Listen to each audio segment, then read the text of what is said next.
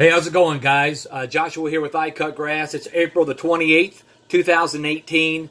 Haven't created a video in maybe a little bit over a week or so. Got back into the season, and things went from 0 to 100 miles an hour. And between networking meetings and estimates and banking and everything, you know how it is, 0 to 100 miles an hour. If you haven't experienced that yet, you're just starting your business, you will get there. Be patient, you'll get there. And you'll know what I'm talking about. Hey, two things I want to talk about real quickly today.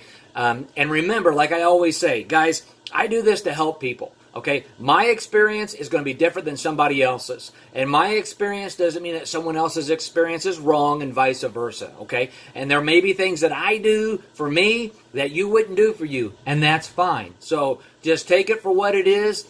Just somebody else's experience out in the field. Two things I want to talk about today. Number one, bad customers. And number two, being chased by dogs. So I'm going to start with number two because this was kind of funny. It was on my Facebook page. I created a video very briefly after this happened. I've been in business for 11 years. And for the first time yesterday, I got chased by a dog. And so I went up. This lady wanted an estimate. I told her I would be coming over. I knock on the front door, and I can see through the glass. Here comes a bulldog towards me. And I'm like, all right. And he starts barking. And then all of a sudden the dude jumps up and whacks open the door and starts chasing me. I turn around, I'm gone. I mean, I'm 41 years old. I'm in decent shape, right? I'm not in great shape, but I hadn't run that hard probably since high school track when I ran the 100 meters.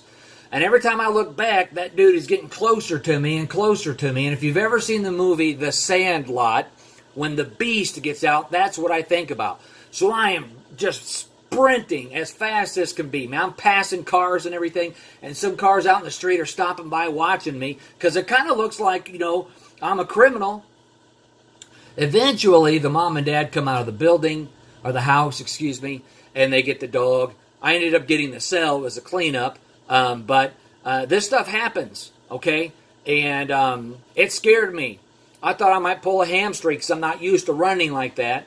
I do work out a lot, but I'm not used to running like that. It scared me. So just know that if someone has a dog, or you see a dog on a property, something that this reminded me from is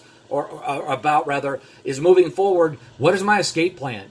I mean, I've had times where people over the years, like an old granny lady, had me mowing her grass. She's got this huge, pissed-off Rottweiler on a chain connected to a tree, and the tree is bending like this because he's so mad. And she's like, oh, he won't hurt you. And I'm like, he's going to eat me if he gets free.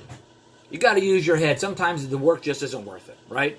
Anyway, that was funny when it happened. I got a kick out of it, but just know, be prepared. I do carry a pistol. I don't want to shoot somebody's dog, all right?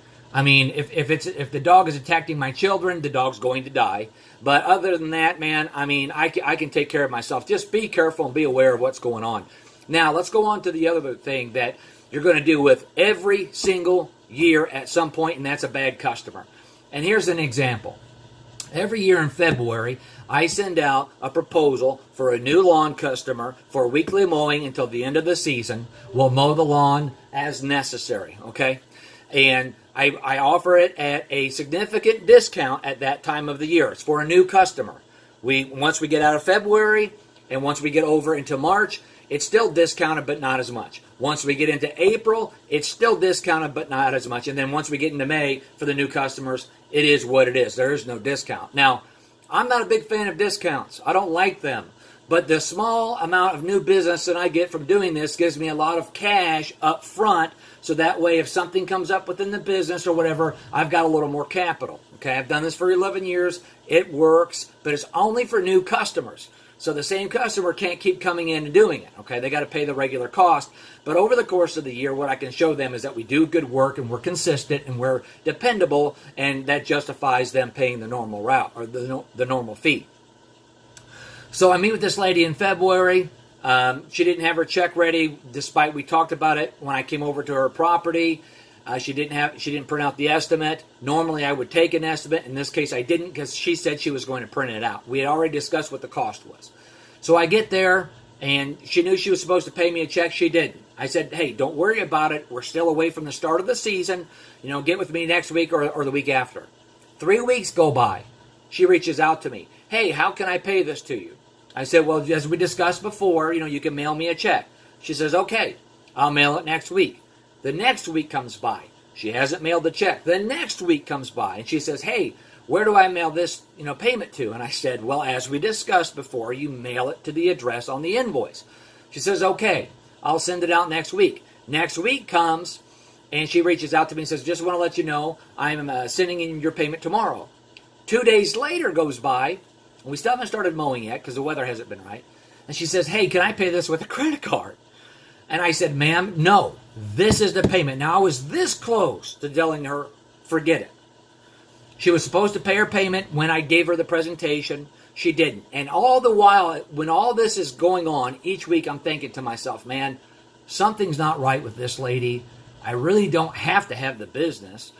Maybe I need to cut it off. And this is my point. When you're talking with a customer, and you're getting a new customer, and you're getting bad vibes, don't be afraid to walk away before you commit to anything. I'm in a situation, because I stand behind what we do, that I'm going to honor this agreement for this lady. And it gets better here in a minute. I'll explain to you. But if you get these bad vibes from someone, trust your gut. Walk away. It's okay. Don't be so desperate for the sale. So as we start getting these late snows, they're not enough to accumulate to go do snow plowing, but they're enough to sit on the lawn 2, 3, 4 days, right? And this doesn't happen that often in Indiana, but it's happened before, and it happened this year. So I reach out to her, the snow's down, there's no need to cut the grass now, I don't want to damage the lawn, I don't want to damage the blade of the grass. Once it stops, we'll be by to mow the grass, no big deal. And she says, when are you normally going to mow my grass? I said, we'll typically be out in that area on Mondays or Tuesdays, weather pending. That's what it'll be every week. So the next week comes, and we're able to mow. We get out there on Friday and mow the grass. And it's really tall, and we do everything necessary to get it down. It looks nice. Okay, we don't cut the grass short. You know why you don't cut grass short. So I told her, I said, now, we will be by next Monday. And again, I stressed to her, Mondays or Tuesdays, pending on weather, to regularly service your lawn. So that Monday comes, we are over there, we cut the grass. Now by this time, we've got a chess or a checkerboard pattern on the lawn. It's very visible, very obvious. That Wednesday, which was this past Wednesday, she emails me a copy of the cleared check that she sent me, a copy of the invoice that says, hey, I've paid you to mow my grass. You haven't cut my grass. I need you to tell me what the schedule is. So I allow myself to calm down, because this lady's starting to nerve me, right? And that's part of being a business owner. You will get nerved, okay? But the key is not showing your aggravation to the customer. And the key is never telling the customer off. Even when you're right, okay? Even when you're right, you don't tell them off, okay? They aren't right. I do not believe the customer's always right. If you want to believe that and follow that, that's perfectly fine. You can do it. But I'm telling you, for me, it's not the way that I run my business. But even when the customer is wrong, I don't go out of my way to show them they're wrong. The answer to that type of a situation, or those situations, is finding a way to communicate so they can see it from another perspective. But also showing them and empathizing with them that you can feel and understand that. And then when you do that, you both can see something from a bird's eye view, okay? And see the entire situation. So I drove by. I said, okay, ma'am, I'm going to drive by and take a look. Well, I drove by on that Monday. I took a look. I took pictures, and you can clearly see the lawn's been cut. Well, what it comes down to is she's got a small area in the back where there are dandelions. And she says, I can see the dandelions. I said, well, just so you know, it's not uncommon that dandelions could come up overnight, especially a couple days later. The answer is not to cut the grass lower. The answer is to put an appropriate herbicide on it if you want to wipe it out. Because if you cut the grass low enough to hit those dandelions, we're going to stress the grass and we're going to encourage more weed growth. And the dandelions will come back worse. So this is a situation where a customer felt that their lawn wasn't being cut because their dandelions are there. Okay? I like my lawns to look good. I'm not going to scalp lawns. If someone calls and tells me I want you to cut it at 2.5 inches, I'm sorry, we're not the customer, or we're not the provider for you. We will cut your grass tall. And the reason for that is the roots go deeper into the ground.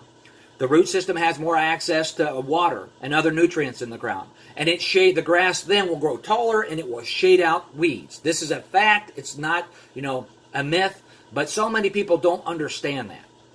So that's what it comes down to, is her inability to understand. And once I figured that out, I communicated that to her. Now I'm going to have these types of problems with this woman all year. I already know it. So I told her, I said, moving forward, keep everything in email. Don't send me a text, don't call me, and don't Facebook me. Why? Because this way we have a constant chain of communication to refer to, that way nothing can get lost. So if I tell you that I'm going to do something and I don't, there's a point of reference. Or if we discuss something that you're not happy about, there's a point of reference. We can go back onto it. So don't be afraid to walk away from bad customers. When you're setting up an arrangement, if someone calls you and says, man, and this just happened the other day, this guy's been cutting my grass for 3 years. He does a bad job. He scalps. He turns real fast. I like him, but I'm just tired of it, right? I said, okay. He says, he only charges me $30. I said, well, our minimum is $40. He said, well, you can't match that? I said, think about this for a minute. You're complaining about the quality of service, but you're paying a rate that's basically 15, almost 20 years old. Because I'm 41 years old. And when back in 1991 with the little push mower, I was paid $25 to mow grass no larger than a 5,000 square foot lawn. And that included no trimming, that included no insurance, okay, and no blowing off the walkways. It was just using a push mower to cut grass. So you stand behind your price. But walk away, learn to understand how to avoid those customers. And that's it. So I got a call coming in, guys. I got to end this. Thanks for watching. I'll talk with you soon.